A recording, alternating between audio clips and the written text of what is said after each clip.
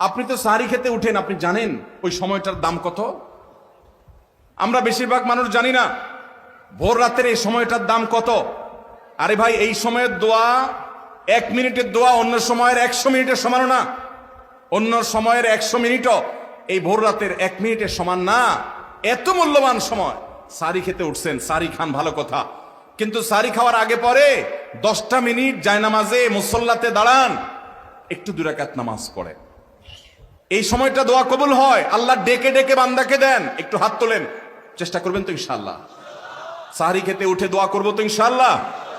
আপনার বাসার এক কোনায় চলে যাবেন, একটু আলো আধারিতে চলে যাবেন, সেখানে গিয়ে বসে আল্লাহর কাছে একটু কথা বলবেন। সেজদা চলে যাবেন, সেজদা গিয়ে আল্লাহর সাথে একটু মন খুলে কথা বলবেন। আল্লাহ, আমি অনেক গুনাহ করেছি, আল্লাহ আমি অনেক পাপিষ্ঠ। শুনেছি আপনার রাসূল জানিয়েছেন যে এই মাসে নাকি আপনি অনেক পাপিষ্ঠকে মাফ করে দিবেন।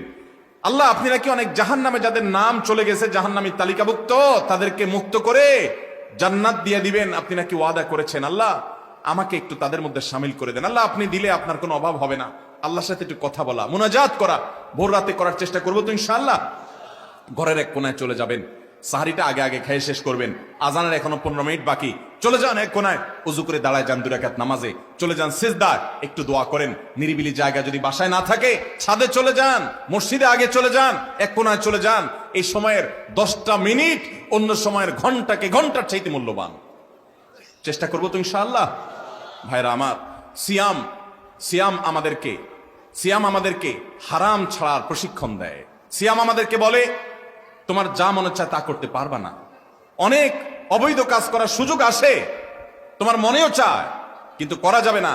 কারণ যে তুমি রোজা রয়েছো, রোজা রেখে তুমি ট্রেনিং নিয়েছো যে পানি থাকলেই খাওয়া পান করা যাবে না, খাদ্য থাকলেই খাওয়া যাবে না, ক্ষুধা থাকলেই খাওয়া যাবে না, আল্লাহর ভয়ে বেঁচে থাকতে হবে।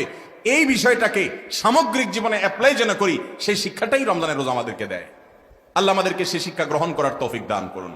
ভাইরা আমার, এক কথা বুঝতে চান, এক কথায় যদি বলি রোজা কি, তাহলে আপনি বলতে পারেন রোজা বলা হয় সবরের নাম। রোজা কিসের নাম ভাই? সবরের নাম। ওই যে ক্ষুধা আছে, খাবারও আছে, তৃষ্ণা আছে, পানিও আছে, তারপরও খাচ্ছেন না, এর নাম সবর। এর নাম কি? ধৈর্য ধারণ করা, নিজেকে নিয়ন্ত্রণ করতে শিখা। আমাদের যুবকদেরকে উচ্ছৃঙ্খল হওয়ার জন্য হাজারটা আয়োজন ভোগবাদী এই সমাজে আছে। ইসলাম শুধু বলে ভোগ নয়, ত্যাগ করতে শিখো, কন্ট্রোল করতে শিখো, নিয়ন্ত্রণ করতে শিখো নিজেকে।